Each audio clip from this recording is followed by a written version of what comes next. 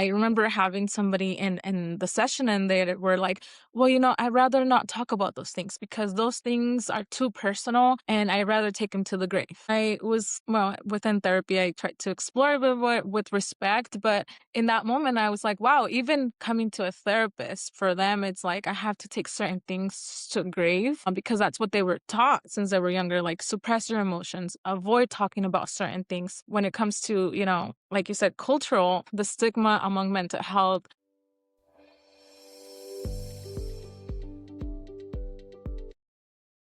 Hello, Futura Cash Libre. Welcome back to the show. I hope you're ready for a conversation on all things healing. And of course, we might sprinkle a little bit of money conversation here and there. But today, I want to welcome Yaritza Rodriguez, who, by the way, happens to be someone that I met because of the podcast. And now I'm texting with her and we're chatting it up about just all the things related to healing, growing a business. And yeah, Yaritza, welcome to the show. How are you? I'm super excited for today's interview and our conversation. Well, let's kick off the conversations, who you are and what you do. I'm always saying I'm a professional chismosa. I'm a therapist. I'm a licensed clinical social worker, a clinical therapist, and here in Washington State, I have an independent license, but I also have a license in Florida State. I own my own private practice. Love that. Take us back a little bit about where you come from. What was your relationship with money like? Well, I'm Mexicana. That's what I identify as. I was born in the US, but when I was 1 years old, my parents decided to migrate back to Mexico. So I lived in Mexico for 7 years. I did grow up in a very humble household. I remember our first home in the US when we came back was a tiny RV. That's what my parents were able to afford at that time. It was like a one little bedroom. I had a little kitchen, just literally one of those travels RVs. We lived there for about a year before they were able to buy a mobile home at a different location. So we were always moving around. My relationship with money growing up was very limited, I guess. It was very like my parents were hard workers, as any other migrant child can relate to. We always see our parents working hard to give us everything. So we had food on the table, a roof. However, my parents got a divorce when I was 12. And so I watched my mom working Monday through Sunday. And our vacations were once a year. She would save up all year to take us to one vacation. And our fancy dinners were at McDonald's from every other Sunday. So that's kind of a little bit of how I grew up. I'm pretty sure a lot of people who were born and raised in migrant families can identify a little bit on moving around, not having a lot of um, financial stability because of that moving around. So we always had different homes. Sometimes we lived with family members. So it was very unstable. Well, thank you for sharing that. And I wanted to like really push you a little bit to talk about your upbringings because this is really more of an invitation to normalize how the way we are raised really creates how we relate to money. And in your case, because you were moving a lot now for her, but I also want you to tell us a little bit about why did you decided to become a Latina therapist? And what are some of the things that you learn about the gap of mental health, specifically the access to Latinos to mental health services? Thank you for asking that. I always knew I wanted to be a therapist. I remember growing up in school that it would ask us, like, what do you want to do? And I always said psychologist. I didn't even really know what a psychologist was. I just knew they helped people and they listened to their problems. That's kind of what I thought about. And at a point in my life, think it was like in sixth grade, we had an assignment where they basically said, what do you want to do when you grow up? And we had to do a little bit of research on it. And because of the stuff that I had to endure growing up with different types of abuse that I witnessed within my family and just my culture out of it itself. I remember like thinking, I wonder, I did Google what I want to do. And then you have to take the little quizzes of like, what would you like, be when you grow up or something along those lines. And psychologists came up. So I was so excited. I'm like, yes, I want to be a psychologist. So then I started to do research on it. And I remember I was like, I wonder how long it's the waiting time if somebody who spoke Spanish wanted to see a therapist or a psychologist, and like 12-year-old me, I'm making these phone calls. And I was like, "Oh, like, what's the waiting time?" And most of the agencies that answered that had Spanish speaking, which for me was really hard to find one at that time, told me 8 to 9 months. And I was like, "What?" Like, I couldn't believe it. I'm like, "How can the wait time to see somebody who sees like, to speak to you in Spanish, it's so much." So then right there, I was like, well, I want to be a therapist because I want to be able to serve people in Spanish. And I think from there on, it was just kind of my goal. Like, I want to be able to help bridge the gap between, like, Spanish and Spanish, people who can't find services in Spanish. And one of the things that I've done throughout my career, every time I go to a position, going back, I was a medical interpreter while I was getting my bachelor's. So that also gave me that experience of, even though I wasn't a therapist, I felt like I was helping my Latino community in their language. And then every position that I was within the mental health field, I was like, okay, why is this not in Spanish? Or why is this? So I was always like, I will translate. And I still volunteer, even in like places where I've been or friends. And I'm like, can I translate it so that you guys can have this program in Spanish? And I guess I have it to still to heart. Like, that's one of my goals, and I continue to like take that to heart. It's like, bridging that gap with anything that I can help with within the mental health field specifically. I think there's a lot of trauma within our community that people are not aware of, that we've experienced financial trauma, complex that people don't really understand. And until they seek mental health services and they start realizing like how their childhood has affected them in different areas of their life, but it's something that is not talked about much in our community. Yeah, 100%. And this is one of the conversations that I personally want to normalize because in previous episodes, I mentioned that I've gone to therapy, not one, but actually a couple of times. And I personally had the blessing because that's really what it is. Like working with a therapist it has been a blessing for me to work with multiple therapists throughout the different journeys of my own healing. And so I believe in therapy. I always say if you want to invest in two things, or if you could only invest in two things, invest therapy and invest in financial education because they're going to change your life. Now, you said something that really make me think of what is truly the biggest barrier for our community because sometimes we think is language to the access or information in Spanish, but it's also cultural. So, because, in our cultura, si vas al psicólogo, estás loco. And there's Cool. this like amount of things that prevent our mujeres y hombres también, of course, to go into therapy. So, as a professional, what are the things that you see that prevent people from going to therapy? Yeah, and especially within our culture, it's that si vas al psicólogo, estás loco. And I think another thing that I notice is even when they come to therapy, and I notice like older Hispanic adults, they push back. I remember having somebody in the session and they were like, well, I'd rather not talk about those things because those things are too personal and I'd rather take them to the grave. Well, within therapy, I tried to explore with respect, but in that moment, I was like, wow, even coming to a therapist for them, it's like I have to take certain things to grave because that's what they were taught since they were younger. Like, suppress your emotions, avoid talking about certain things. When it comes to, like you said, cultural, the stigma among mental health, it's there. I've heard a lot of people. And one of the things that makes me happy being in the position that I'm in is that I serve as a resource even for my own family. Like, I've had family reach out and ask questions about mental health or guidance, and they always end the conversation with, please do not disclose this.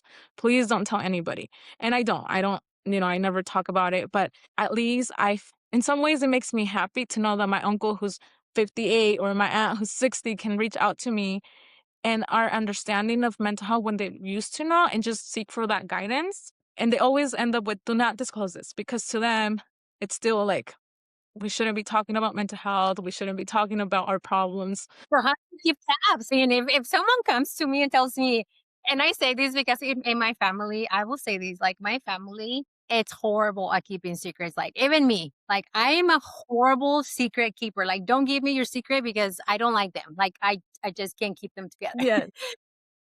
Like how do you keep tabs on who's telling you what? Because now I'm being chismosa, like, like, ni la tía Susana, I'm making up his name, by the way, for our listening. Like, and she tells you something, and then, Tio Roberto comes over and tells you something like, how do you know who said what? Because I'm like, if it were me, I'll be like, wait. Yeah, no, I usually what happens is I think it's because I'm a therapist. With then being a therapist, confidentiality is super important. So I think like when they come to me and I'm like, okay, they're confining me, something that is very significant and important to them. And one of the things that I think for overall, every time I'm a therapist who always responds to an email, even if I don't have availability. Because I think about that person on the other side. I think about how much it probably took from them to seek and reach out for help. And a lot of the times it's like people who are seeking like for the first time and they're right about their problems and I can't help them, but I usually provide referrals. And so I see it that way too with family members. When they come to me, I'm like, I want, like in my mind, I'm like, oh my gosh, it took them a lot of strength and a lot of whatever they're going through to even like to reach out to me because they're embarrassed. A lot of the times they're shy, they're embarrassed. They have a lot of preocupación de que like if I ask her for help, she's gonna know that this is going on with my family. So I think I take that into consideration in the overall, like, just maybe how much they had to feel their emotions or going through in order to reach out for help. And then I just try to keep it, well, I don't try, I keep it to myself. But it's I just always see myself as a resource, and I think it's just for me. I've said this before. For me, it's like amazing to see that my family members who were very cerrados, to even consider mental health as an issue or like, because some of them I've heard before, like, la ansiedad no existe. Eso like, eso es algo que ustedes inventaron, you know? But then later on, they reach out to me like, oh, I think my son might have X, Y, and Z, right? And I'm like, so now you're considering mental health. And that right there to me is like, that's a positive move towards like, eliminating stigma. Yeah, I love that. And I always say that it always takes one person to break the cycle, right?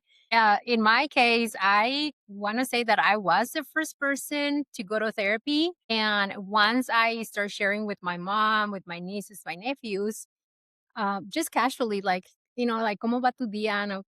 Or through a text or something like that. And I will say, like, oh, I'm just getting to, go to therapy. And I remember when I started that journey, they were almost shocked that I was doing that because throughout my career, I was always the one that on the outside, right? It looks like I had it all together. And I was also the strongest one of my sisters in the sense of being able to deal with like high intensity of emotions. And so when I reveal I'm in therapy, they were like, ¿Qué te pasó? Like, like I was like, I had so much happened to me, but don't worry, this is why I'm going to therapy.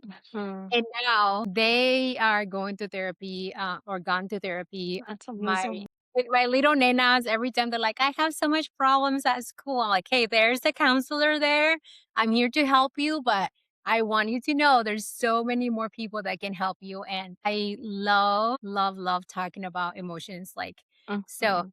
on that note, what would you say is the biggest or la más grande like emoción that we hold and the reason why we come to therapy? Because you talk about ansiedad, but is there another emotion that people probably don't even know that that's what it is and the reason why they should go to therapy? Yeah, I think a lot of people come to therapy because they don't know how to emotional regulate. So I don't even think it's specific emotion. I think it's emotional regulation out of itself because they don't know how to identify their emotions. Like and when they do, they don't know how to regulate them, like how to respond to them. Like something that I noticed within also like talking about our culture, right? It's that we're supposed to suppress. We're not supposed to feel sad. You're supposed to like don't no llores. Like you're not supposed to cry. I mean, there's adversity, you have to work hard and push through it, but get through it, right? Like and so there's a lot of those emotions that like I think that people suppress is a lot. It's sadness. So I would say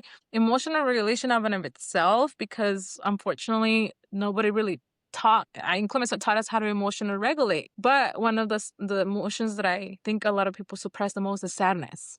Like they don't know how to express sadness. They don't know how to talk about sadness or how to even deal with it. A lot of the time sadness it's really covered up by anger. A lot of people say, "Well, I was so angry." And I'm like, "Yeah, but anger, it's sometimes an emotion that it's shad like, it's used to protect another emotion underneath." That's what I do to therapy, like, explore more, but a lot of people who come in saying that I'm angry, in reality, underneath there, it's sadness. Yeah, holistically, I think it's super important that we are able to process not just mental. For me, well, specialize in trauma, right? So not just how trauma affects our mind, our thoughts, but also our body. I don't think a lot of people understand that trauma can also be stored in our body, especially those suppressed emotions, like that sadness, that anger, frustration lives in our body. So, I think about it this way: the more that you suppress, the more that you're like putting it somewhere in your body. It's storing somewhere. And so holistically, when I started my master's degree and I looked into more like what do I want to specialize in and like provide services, and I realized trauma was also stored in a lot of places in our body. And a lot of people go to the doctor and they're like, "Hey, I have diarrhea, I have vomiting, and what's going on with me?" And they get all this testing and they're medically clear, there's nothing going on. Well, comes to be that anxiety, it's associated to digestional issues. So a lot of the times it's your anxiety, or maybe you had a traumatic event and now your body has stored it somewhere. I mean, I work with a lot of different traumas: sexual assault, domestic violence, and when I'm working with clients through holistic approach where we're like treating the person as a whole, the body, the mind, the spirit, it really helps with healing the person. And that's one of the reasons why I like to incorporate like other wellness experiences and collaboration. I usually tell clients, "Hey, like come to therapy, but also maybe do sound healing, do, breath work, do Pilates, do running, do something like," because a lot of this other, holistic approach to movement can also help with like processing a lot of what you're holding in throughout your body. And there's a specific book, I can't remember the name of it right now, that goes over all the evidence, like research. And I read this book back in my when I was doing my master's, and I think that's where I was like, I want to do holistic work, because it talked about all the science research behind childhood adversities and how it affects a person when they're an adult, and how trauma stores in our bodies. That's awesome. Completely, I don't know, I just love supporting Latinas.